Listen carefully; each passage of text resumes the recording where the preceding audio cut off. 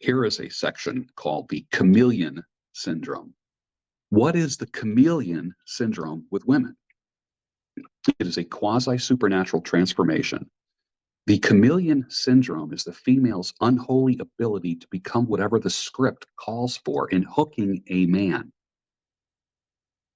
She will adopt his viewpoints, his attitudes, his hobbies, and dislikes. Her personality will change to suit his. She will enroll in classes, become a gourmet cook, stop smoking, switch religions, accept his friends, humor his jealousies, develop a relationship with his relatives or whatever is called for. She will change colors in the rocks like a chameleon. Of all the traits exhibited by predatory females, this chameleon syndrome is the most lethal. Why is that? Because amazingly, why is this the most lethal? Why is the chameleon woman most lethal? Because amazingly, the predatory female is completely sincere about her new behavior. She isn't consciously aware of any deception. She transforms involuntarily. She could take a lie detector test and pass the test. There's nothing crooked in her mind. Consequently, the male detects nothing amiss because there's nothing amiss. Everything is normal and natural. The predatory female has matched herself with the surrounding landscape. She adapted to her environment for mating and survival. The male innocently concludes that he has met the right one. You know, it's only men that ever say that. The right one. Have you met the right one? I think I met the right one. So how long does the chameleon syndrome last? As long as it takes to subdue a male, which usually means the bonds of holy matrimony and the enforcement powers of the judicial system. Then what happens? Then the adaptation is no longer necessary. The spell is broken and the colors begin changing back to original. We've grown apart, she says. You're not the man that I married. Our values have changed. Come on. I was a coward. I got this one. I was a coward. I'm sorry. I was cowardly. I am not going to be nice to someone who fucked me over. Sorry. I don't respond like that. You want space? Get the fuck out of here. Go. Go. That's why I say date long, marry slow, divorce fast. It takes time. Crazy can come out. I told you the story of the woman who said to me, like after 2 months, she said something, I would live in a dumpster with you. Like she was just like love bombing me. I would live in a dumpster with you. After 6 months, when I started working with my coach that's helping me, he's helping me create $1 million in a 12-month period. So I'm part of a mastermind group of men that are worth 1 to 10 million. So that's cool. What happens then? The adaptation is no longer necessary. The spell is broken and the colors begin changing back to the original. We've grown apart. Our values have changed. You're not the man that I married. In truth, the chameleon has simply relaxed to its natural, more comfortable state of being. You say more comfortable state of being? Are you implying that the predatory female is uncomfortable in its adapted colors? Although unaware of it, she is still often ill at ease. Most people have seen an acquisitive woman working hard to bring a man to the altar. She may lose weight, become nervous and fidgety, cry a lot, develop insomnia. These are signs of a chameleon chafing in her temporary exterior and compose more trademarks of the predatory female. So can these predatory females physically disguise themselves? Yes. The predatory female habitually employs subterfuge, which is basically deception. Each morning across America, millions of females put on disguises. They use makeup, wigs, face paint, phony eyebrows, false eyelashes, eyeshadow, lipstick, fake fingernails, hair color, sprays, and other camouflage. Wow. Women's clothing designers often refer to illusion, the illusion that they are creating. Occasionally, these females improve their appearance, but the fact remains they are hiding something. They're fooling somebody. The practice is so commonplace that few see it for what it is. Pure deception. Pure deception.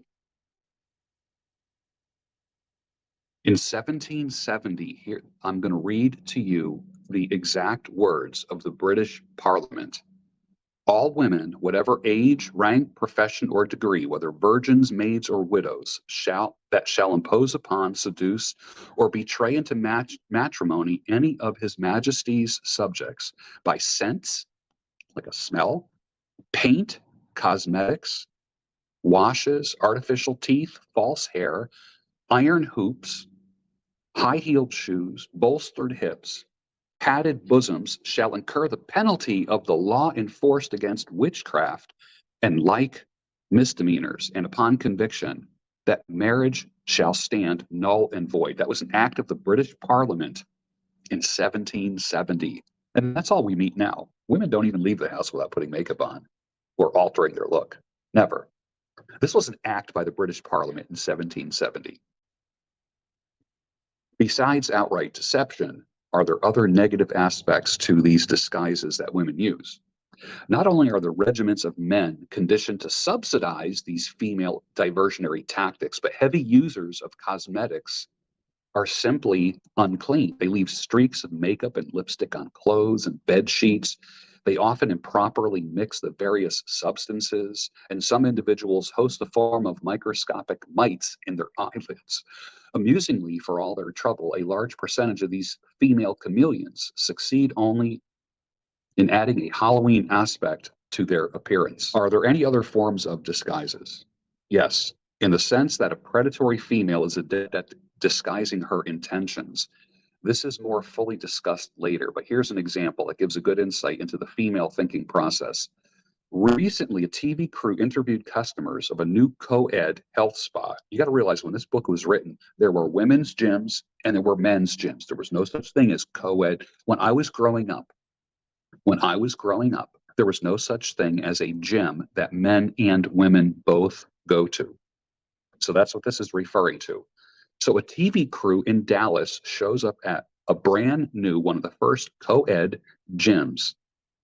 The place was packed with nubile, available ladies and gentlemen, all dancing, stretching, pumping iron, and swimming to the beat of rock music.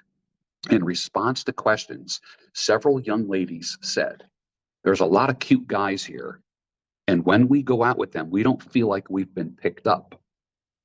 It's not like a singles bar. It's a more comfortable, easy way to meet people." In other words, the ladies were more comfortable when their amicabilities weren't as obvious, when their intentions towards the opposite sex were couched in a deceiving framework or disguised. And then the last part. Do predatory females run in packs? Yes, most predatory creatures do. Sharks and hyenas are good examples.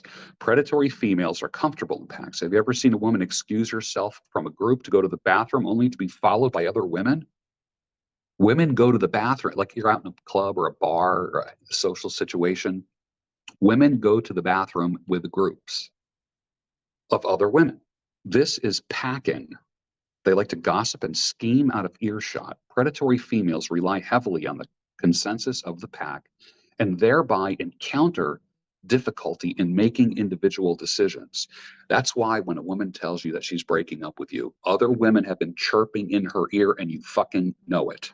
My first question is, who you been talking to? Who's been talking to you? Who convinced you to do this? You know that's the fucking truth. And if you're a guy that ever got his heart smashed, she never came up with that decision on her own. It was always someone else chirping in her ear, guaranteed. The pack of women includes their mothers, their girlfriends, and constitutes the sole governing body in the life of the predatory female chameleon. The blessing or curse of the pack, it's a committee decision, is largely determinant in the rise and fall of lovers, husbands, and gynecologists. And I'll end with this quote by George Bernard Shaw, where he says, "Man comes from the womb and spends the rest of his life trying to get back there." I'll probably catch up with you, I'm guessing, tomorrow. You guys rock. See ya.